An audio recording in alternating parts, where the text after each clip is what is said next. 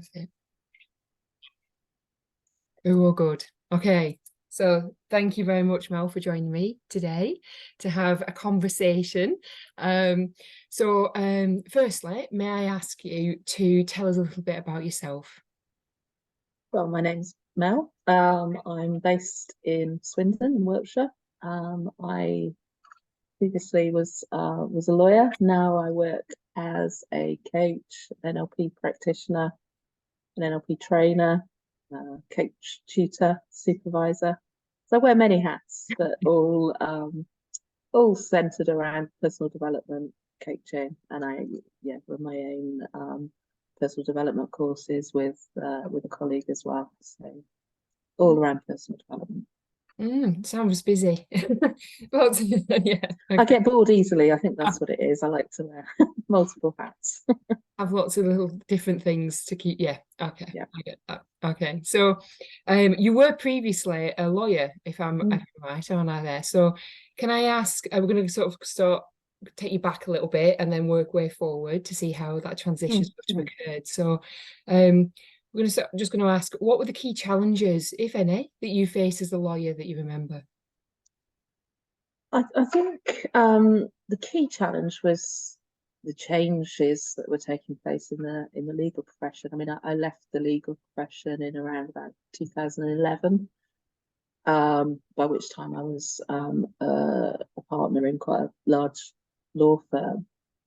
We'd obviously just gone through the credit crunch, the last sort of cost of living crisis, and that was a period where there was a lot of merger and acquisition going on in the legal field. So it was the biggest challenge was the uncertainty. I think generally for the for law firms, and also being a partner, you're sort of exposed to that quite a lot, that uncertainty.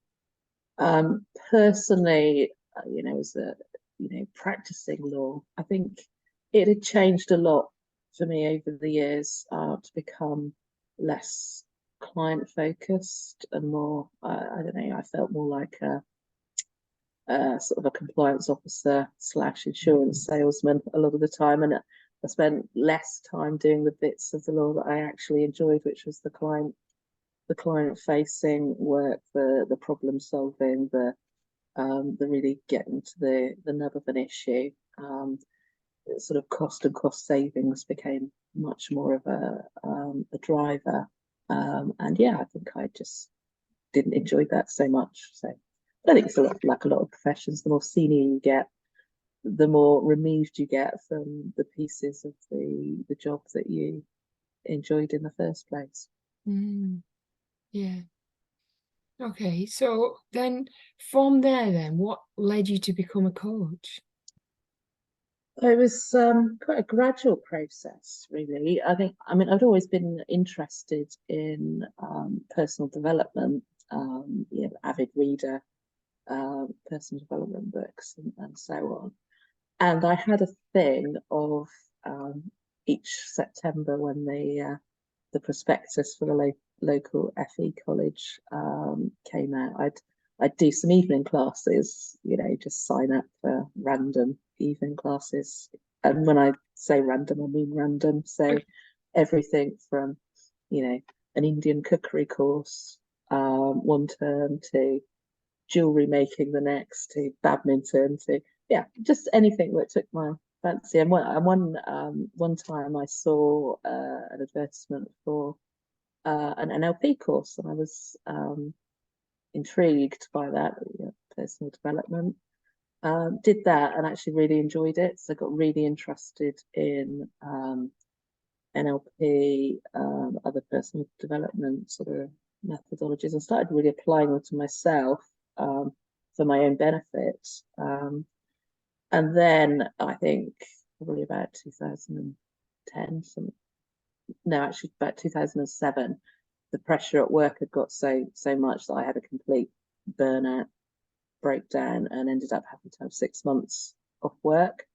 And that's when I thought, right, I've really got to do some work on myself, and started, I had a coach myself, did more courses, not with the intention of ever training to be a coach, but actually thought, that I'm really enjoying this. I could see myself doing it. So yeah, when I went back to work, it wasn't very long before an opportunity came for me to step away from practicing and into I took on a director of people role in a law firm where I was actually involved with coaching internally, so putting those skills to use.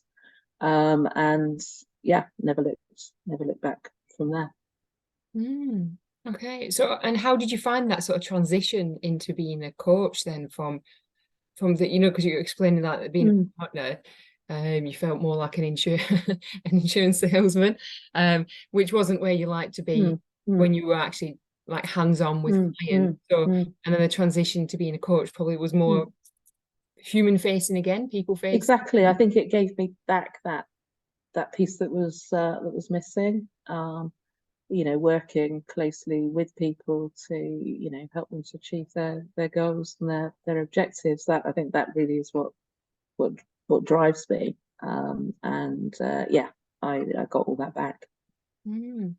So I'm right in thinking, because you didn't mention you're actually practicing at the moment when you gave the list of everything you're doing at the moment. So when did you actually make the full leap then to being? I think it's about 2010, 11.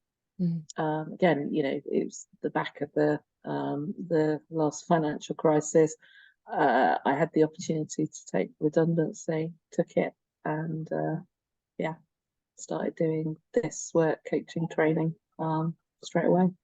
Cool. And never look back? No. Fantastic. I have lots of people say, "Oh, don't you miss it?" No, not at all. Okay, all right. So can I ask then, from all of your professional experience, how has that influenced how you coach, if it does? Yeah, I think it does, and I think it's being extremely client-centered, and really, I always say to my clients that when I'm coaching, that my goal is for them to achieve their goals. So that's where I take my sense of purpose from, I guess, helping others to achieve theirs, not doing it for them, but helping to empower them to do it for themselves. So yeah, it's that, and I think that's what I always was as a lawyer, which is why I then became frustrated by sometimes having my hands tied behind my back because of cost considerations or whatever, that I didn't feel that I was always able to do my best for my clients. Okay, all right. So what would you say then are your key learnings from your career? Now that could be whatever part of your career that you'd like to focus on. What would you say your key learnings have been? I think well, there've been lots, but the key one is, I think that people are endlessly surprising.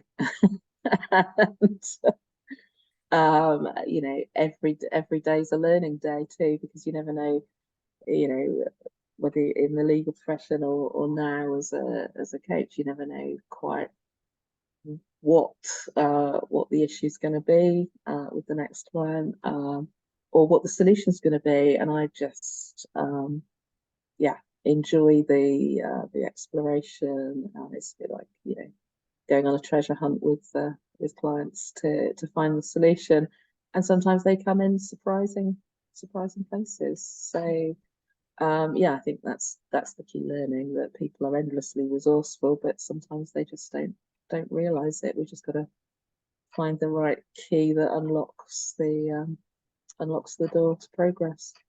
Okay, yes, and I can completely agree with the whole people are endlessly surprising, and it's just the individuality of how other people's brains work and what stops them, and then what actually unlocks everything for them. Yeah. Okay. So if I asked you what values then have you brought with you into your coaching? I think it's connected to really what I've already said, that my key driver is to do the best by my clients. It's really important to me that they get what they want, that they achieve their goals, and with a sense of empowerment and autonomy that, you know, they've done it, which lifts their confidence, their self-esteem, and their belief that, you know, they can keep going on their own. I think that's why coaching particularly appeals to me, because it's, you know, it's not a relationship for life. It's very much around empowering people to do it for themselves, to be able to coach themselves. I think my biggest satisfaction comes from I was the colleague who I work with quite closely. When I sort of come to the end of a coaching relationship with a client, I'll often say, "Oh, you know, that's another one released into the wild." And I do feel that it's you know, the clients then go off you know, with new skills, new self-belief, new self-confidence. So that's what's really important to me. I think that people grow through the process. Mm. It made me think then of little birds, you know, and then just well, being that's how I leave picture them. the nest Yeah, themselves and spreading wings, and then just and they're off. Yeah. Okay. So leading on from that, then, I mean, it might be specific examples or just in general. How have you seen your clients benefit? Oh, all sorts of ways, I guess. You know, there's the tangible, sort of measurable ways, you know, whether that's, you know, securing a promotion, getting a new job, leaving a job sometimes, you know, achieving their goals, whatever they might be, you know, within their role, you know, having difficult conversations or whatever. It's, yeah, whatever their goal was, it's seeing them achieve it. But I think the less tangibles are often more important, because they can generalize from that specific issue that they've been coached on into others.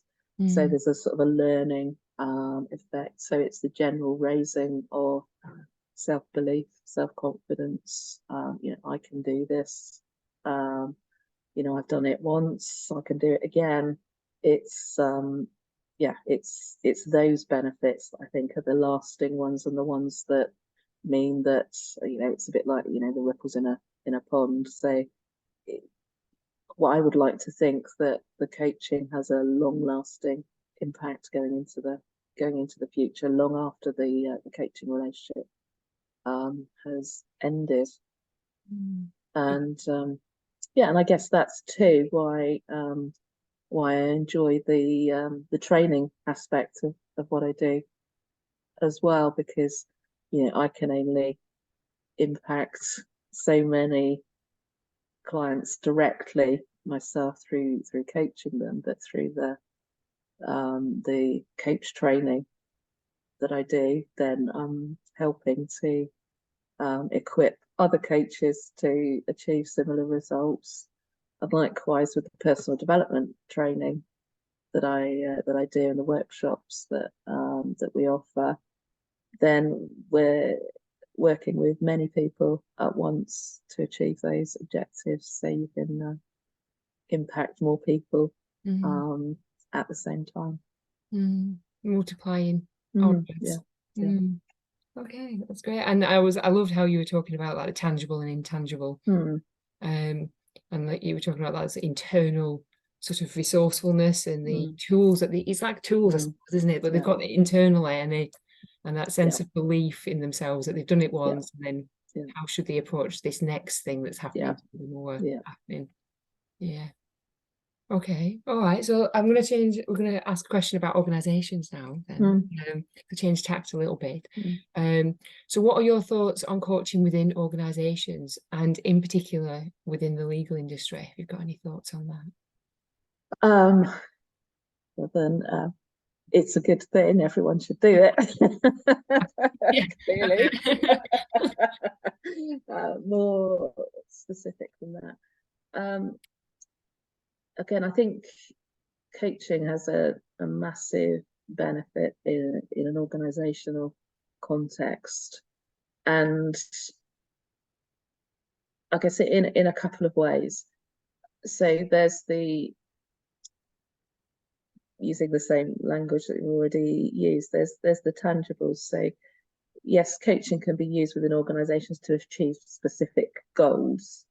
Whether that's improving productivity, achieving sales targets, or things like that, the dreaded SMART goals.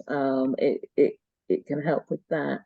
But I think where it has real power to create real change is with the working at the personal level, empowering people to be their best selves, to unlock potential that's within the organisation that might be lying dormant just because of a lack of confidence or belief. So yeah, I think there needs to be a balance. So yes, we can help with the measurables, but also in equipping individuals to be resourceful, resilient, able to problem solve, come up with solutions, and take action to achieve results. Okay, all right. So how do you see, if you see at all, you may not, but how do you see the landscape changing within organizations and the organizations and the responsibility to best support their people? I think it's around the sort of holistic approach, seeing people as people as opposed to units of production.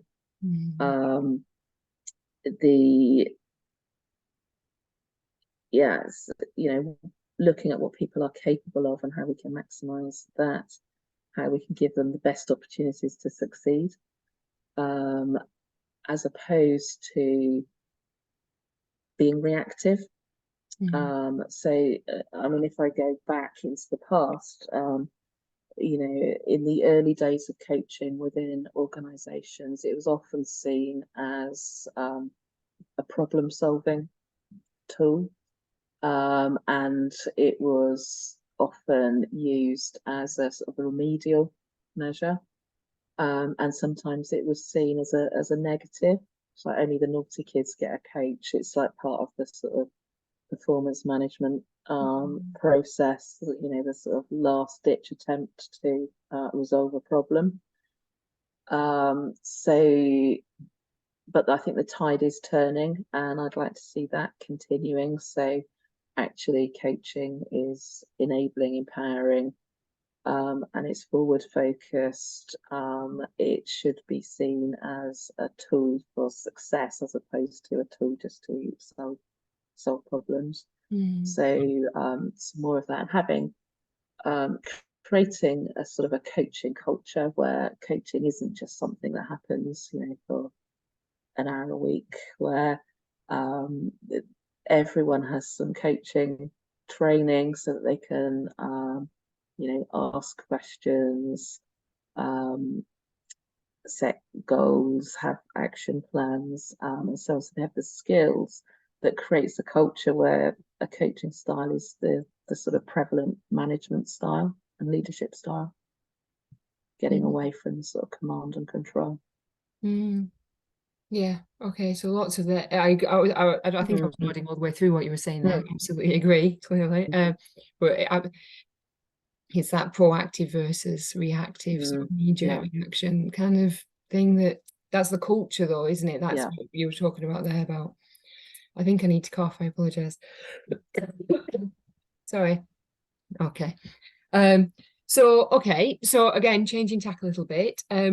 What piece of advice or question, because coaches, we do like to ask questions, would you ask someone listening that is considering coaching?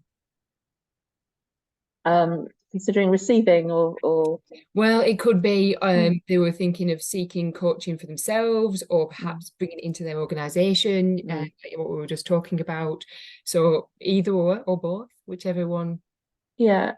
I mean, if you're looking to add the coaching tools to your to your sort of toolkit, I would say maybe have some coaching first. Find an experienced coach to get a sense of what coaching is. If you're looking to embark on some coaching training, then shop around, do some research. Lawyers generally are quite good at research. So do some research, ask questions, one of the problems, as I see it, with the coaching profession at the moment is it's not regulated. So there are a lot of people calling themselves coaches who haven't got any formal coaching qualifications. So look up one of the professional bodies. If you're looking for a course, find a course that's accredited by one of the professional bodies, because that's the sort of the kite mark, if you like. That's you'll be getting some quality training there. So look for the Association for Coaching, or the ICF, or the EMCC. If the course is badged by one of those organisations, it will be it will give you the tools that you need. I would say go for it. It's like you can't, I would say, and I always say to students, it will change you. You can't not benefit from it, even if ultimately you decide that you don't want to be a coach. Working with people one-to-one, I would say the tools and the skills that you acquire, the questioning, the appreciation of language, and so on, will be of great benefit in your legal career anyway. I mean, that's what I found to start with. I mean, when I went into coaching and the coach training, I had no intention of, at that point, in leaving the legal profession. But what I did find was that the skills enabled me to communicate much more effectively with colleagues, with team members, with clients, to have a deeper understanding of what was going on, to set clearer goals and objectives for myself and for others, and I think made me more effective as a leader myself. So there are lots of benefits, I would say, to getting some coaching skills, even if the ultimate goal isn't to become a coach. Okay. And then what about the individual then that might be thinking, and it might be exactly the same answer of go for it, but so is there anything else that you would ask an individual, say a lawyer that's sat wondering, is coaching for me? What is there any advice or any questions you'd ask them? I would say try it out. I mean, most of the sort of coach training organisations do taster courses or small courses where you can just try it out for yourself, see whether it's the sort of thing that you would be interested in.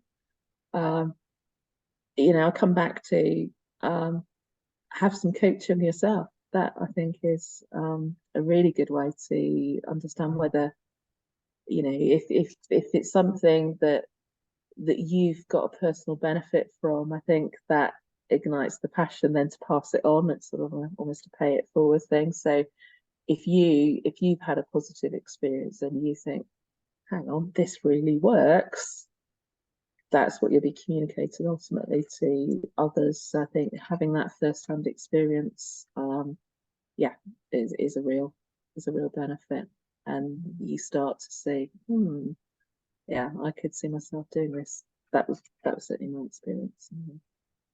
Okay, cool. Okay, thank you. So back to you, if we may. So how do you balance life and work now to maintain your health, well-being and resilience? I'll let you into some secrets now. Maybe they're not such secrets, but I think the first thing I've already sort of alluded to is I do have a sort of a mixed portfolio, if you like, of things that I do. And that, I think, is important to me. I like to not be doing the same thing all the time. So that creates balance within the work that I'm doing. So, I'm doing one-to-one work, coaching, I'm doing supervision of coaches, I'm doing tutoring of people learning to be coaches, and taking academic ILM qualifications. I'm also training, to groups. So it's going beyond the one-to-one. So I enjoy the group dynamic as well as the one-to-one, because that excites me in different ways. And I also really enjoy the personal development workshops that I do to the general public. Just teaching simple tools that can make a big difference. So I have a balance in what you might label as my work life anyway, which really works for me. And then when I'm not doing things that are coaching and personal development related, I like to balance up, my sort of right brain and left brain. So I'll do some right brain creative.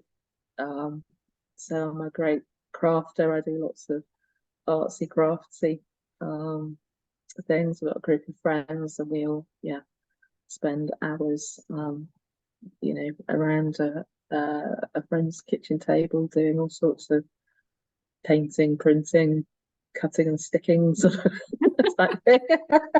So that's nice to get a social element to it. And my thing when I'm on my own, just to wind down, is I crochet. So that's my pastime. Which is creative again, isn't it? Yeah. Okay. And I think that's what was missing when I was in the legal profession.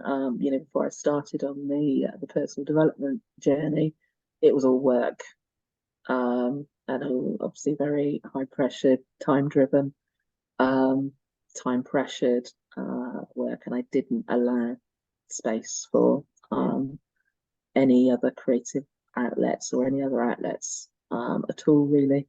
And I think that's been the biggest learning for me, is that I need to have that balance. That's what enables me to give my best. Ultimately, is taking some time to do those other things, the sort of things that when I was growing up, I was always told, oh, you should be doing that. So there's something more useful you should be doing. That's a waste of time. Actually, no, I see it as a valuable use of my time. And I think you use the word resilience in the question. I think that adds to the resilience. It means that I'm sort of able to de-stress, so that I'm not at that point where I could snap as I did before. I'm constantly de-stressing through balance. And I think actually doing the particularly the personal development workshops really helps with that, because I think you can't authentically share these tools and tips with others. I mean, quite coincidentally, I was with a colleague. We were delivering a personal resilience workshop on Sunday at a wellbeing event. And I think, if you're telling people this is how to get more resilient, it's like it rubs off on yourself, and I can't authentically tell other people what to do if I haven't tested it out for myself. So yeah, absolutely. And it sounds like there what you're doing is you're balancing the left and the right brain, like brains, like you said. Yeah. And it's funny when you say all these creative things that you do because when I was in full-time practice, and even now, I'm only just discovering that I actually am creative. Like literally a few years ago, I'd have gone, I'm not creative at all, because that isn't the predominant part of my brain that I've used. We're all creative, because we're all kids. We all have it in us. Just about whether we allow the time and the space to explore it and just get the benefits from it from the self. And that's you've done that. You got that really well balanced. And interestingly, it just occurred to me when you were saying that, even that came out of a workshop, say the sort of the evening classes that my colleague and myself run. We work with people, and it's a sort of a 5-week workshop where we set a goal and we work on it all together, sort of in a group. And we also have a goal. Say one sort of iteration of that course, I set a goal to do something creative because I knew that it was missing.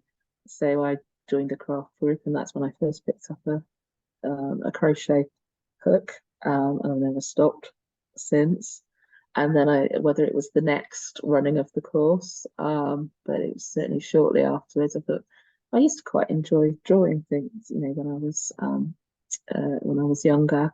I thought I'd start doing a drawing challenge. So I did it was on a Facebook, a doodle a month, a day for a month, and I started, and I quite enjoyed that.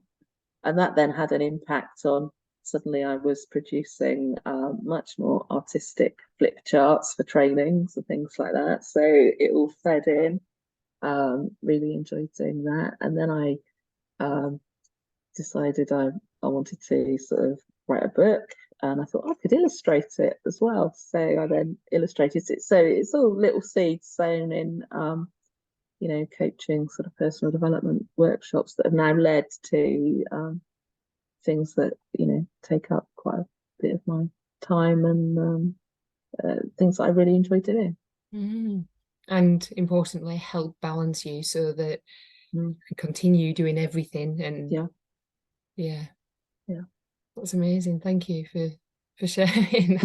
That's amazing. Okay, now you've just inspired me. I need to find out what my creative more. I need to think back to what I did as a child, maybe. Then anyway, sorry, going off track a little bit. Okay. So just well, okay, last question then. So what would you do differently if you had to do it all again? Oh, I don't know.